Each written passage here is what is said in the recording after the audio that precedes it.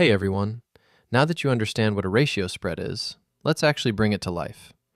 In this video, we're going to build this strategy step by step and then define exactly how it executes in the real market. First, head over to the Option Wizard.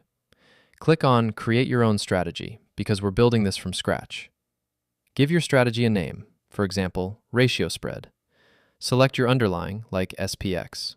You can always experiment with other indices later, but for now, let's keep it simple. Next, set your capital. Since we're selling more quantity than we're buying, this strategy needs a bit more margin. So we'll set it to around $10,000. Now let's start building the structure. First, we add the buy legs. Choose call, action buy, strike ATM, expiry current day, and quantity 1 lot. Add this. Now do the same for the put side. Choose put, buy, ATM strike, current day expiry, and 1 lot. Add that as well.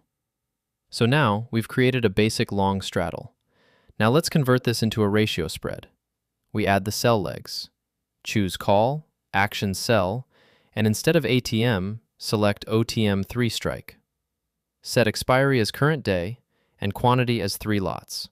Add it. Now repeat the same for the put side. Sell OTM 3 put, current day expiry, and 3 lots. Add that. Now if you look at the structure, we have 1 lot buy on both sides and 3 lots sell on both sides. That creates a 1-to-3 ratio spread. Now here's a small optimization. To reduce margin requirement, you can also add 2 lots of OTM 10 strike on both call and put as buy positions. This slightly reduces overall profit potential, but helps you execute the strategy with lower margin. At this point, the structure is ready.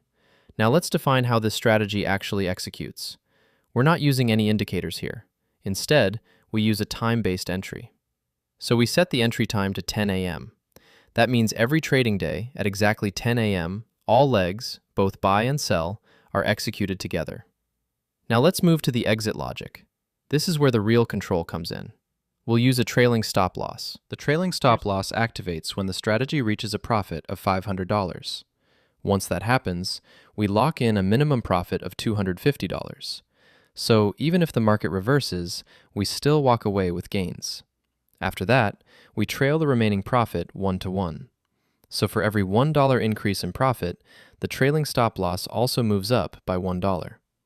This allows us to capture bigger moves while still protecting profits.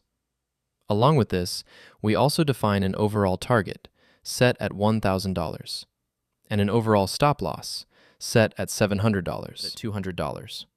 Finally, we add a time-based exit.